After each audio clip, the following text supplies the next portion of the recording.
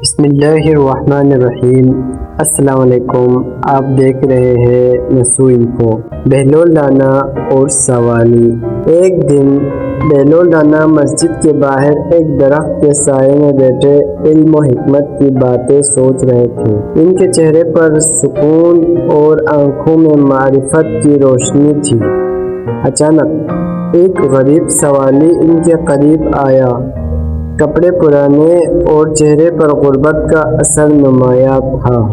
سوالی نے کہا، اے بہلول، میں بہت غریب ہوں، میرے بچے بھوکے ہیں، کچھ مدد فرما دے۔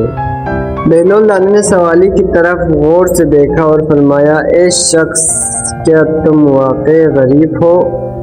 سوالی نے کہا، ہاں، اللہ کی قسم، میرے پاس کچھ نہیں۔ بہلول نے مسکرا کر کہا، تو اگر میں تمہیں تمہاری آنکھوں کے بدلے 1000 دینار دوں تو کیا تم بیچو گے؟ سوالی نے گھبرا کر بولا، نہیں بہلول، یہ کیسی بات ہے؟ آنکھوں کے بغیر میں کیا کروں گا؟ بہلول نے پوچھا، اگر میں تمہیں تمہاری زبان کے بدلے 2000 دینار دوں تب بھی؟ سوالی نے انکار کرتے ہوئے کہا، زبان کے بغیر زندگی بے معنی ہے۔ بہلول نے مسکرا کر کہا، تو پھر سوچو، تمہارے پاس آنکھیں ہیں، زبان ہے، ہاتھ پاؤں سلامت ہے، ایمان سلامت ہے، اور تم کہتے ہو کہ تمہارے پاس کچھ نہیں۔ تم دنیا کا سب سے بڑا خزانہ رکھتے ہو اور پھر بھی شکوہ کرتے ہو۔ سوالی کی آنکھوں میں آنسو آ گئے۔ اے بہلول، آج تم نے میری آنکھیں کھول دی۔ واقعی میں شکر ادا کرنے والا بندہ نہیں بلکہ ناشکرا تھا۔